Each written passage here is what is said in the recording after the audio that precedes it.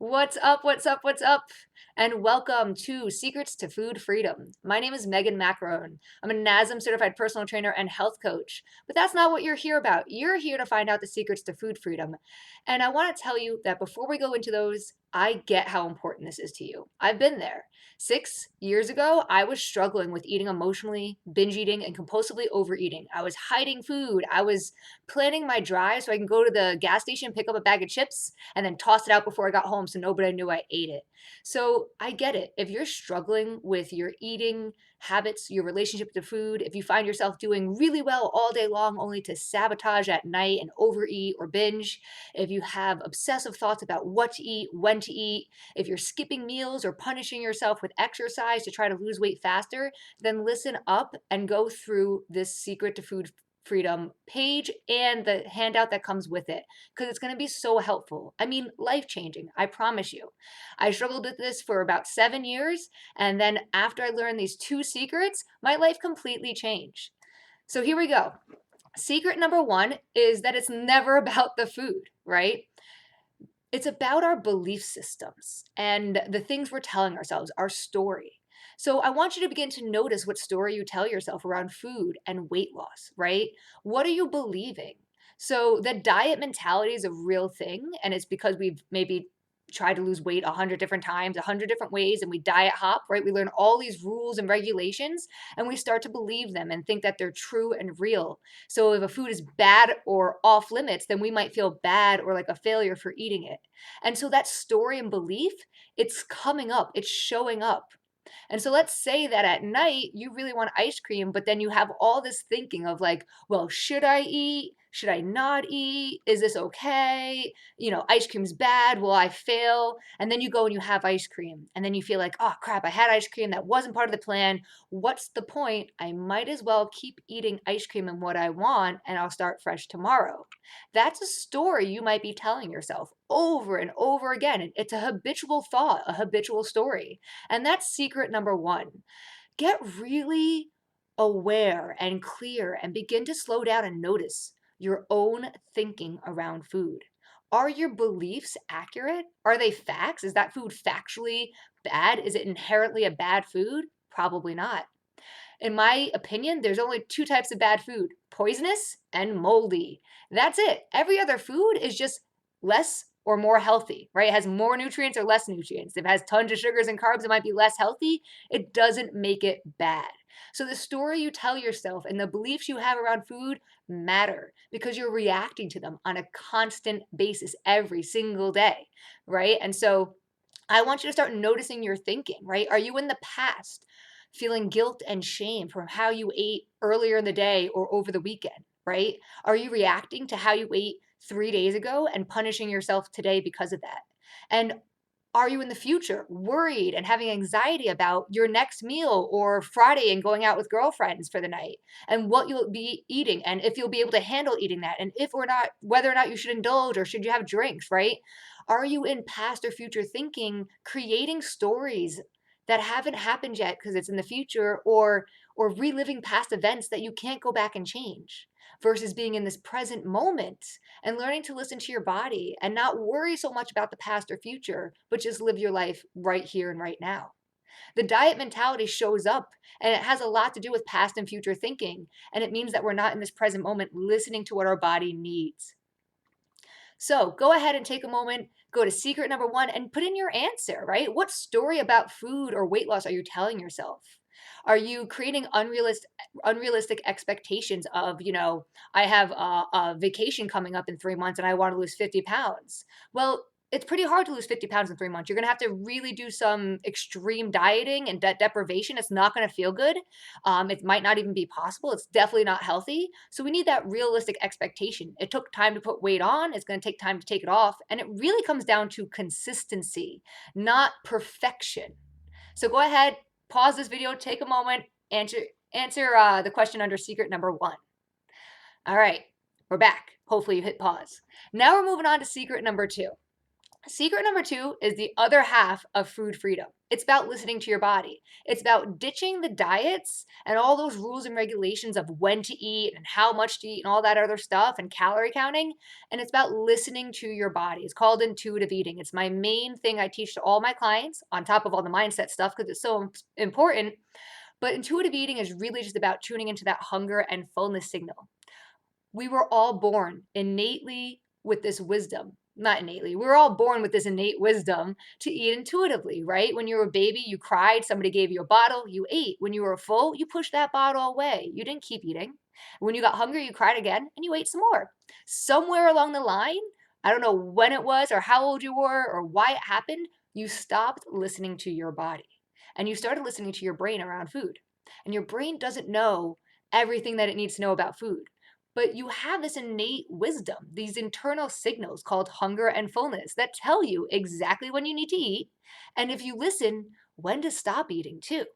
Now, the brain might chime up and say, like, oh, that tastes so good, take a few more bites, or this is my last chance, keep eating. But that goes back to secret number one, the story we're telling ourselves, right? Instead of listening to the body and being in this present moment, right? The story you might tell yourself there is this is my last chance or it tastes so good. And that has nothing to do with being in this moment. It has to do with fear of not getting that food again, which is future thinking. So we want to be in the present moment and listening to the body, right? Eating intuitively, eat for hunger, eat super slow, and then stop when you notice fullness.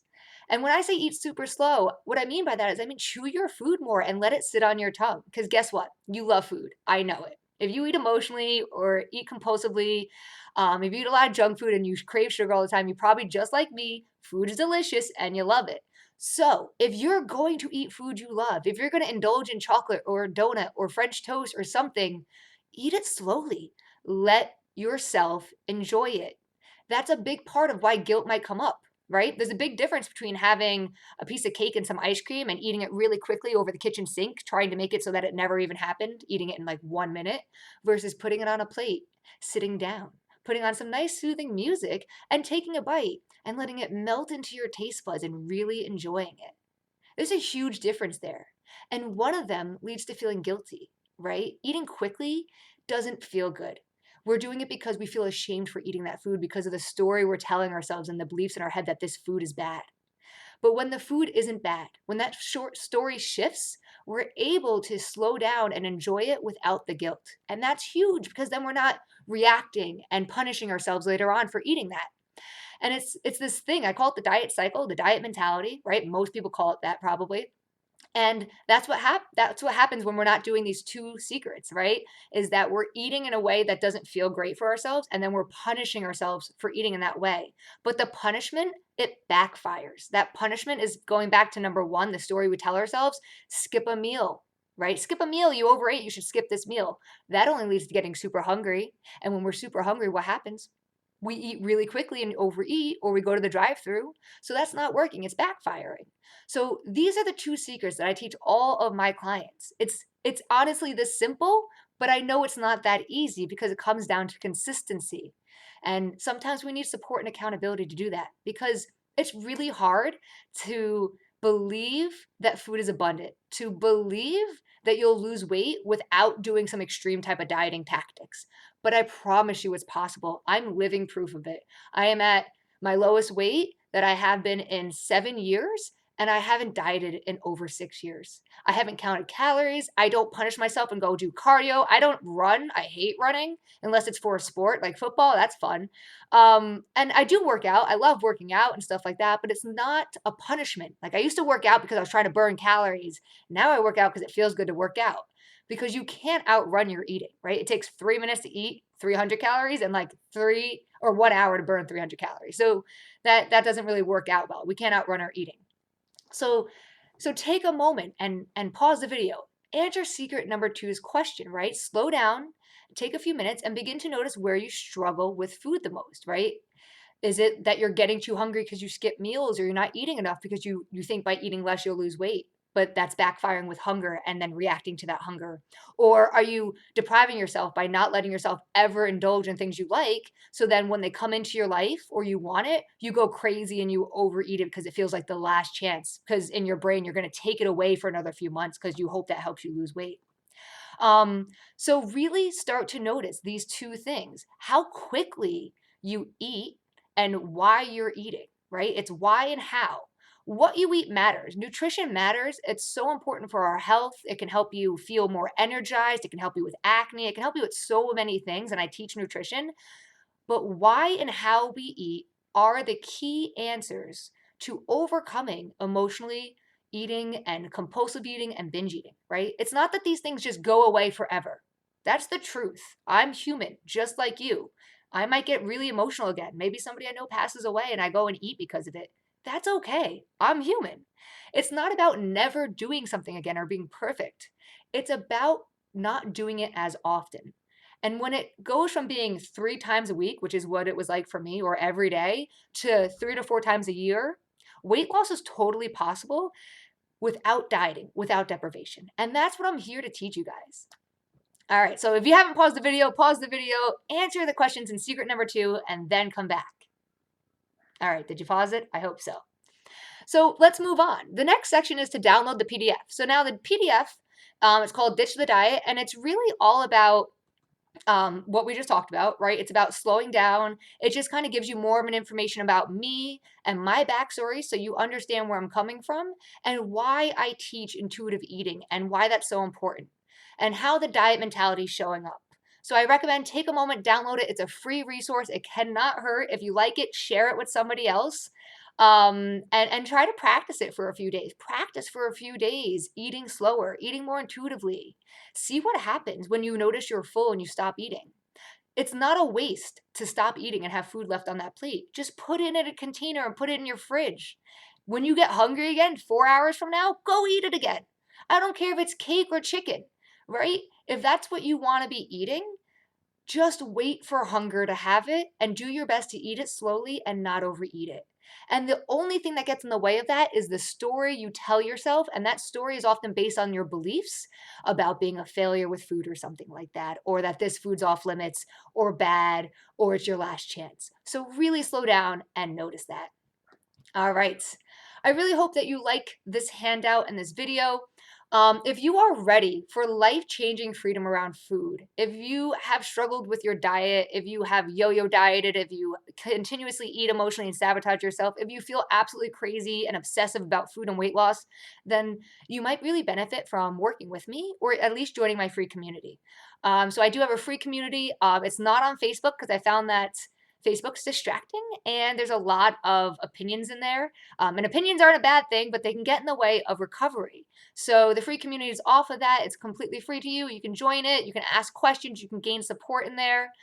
If you're looking to learn how to eat intuitively, I have a course on that. You can click that link. You can find out more about it. And then I also have a course specifically made to help you find freedom around food. It's for those of us who might be eating emotionally, binge eating, or compulsively overeating. And this course is all about that mindset shift, right? We're going to go over the diet mentality and you're going to see how that's showing up for you in your life. We're going to go over how habits work and how your thoughts and emotions connect and how you feel what you think about and how important it is to recognize that. We are going to go over so many things in this course and it's so helpful. It is life-changing.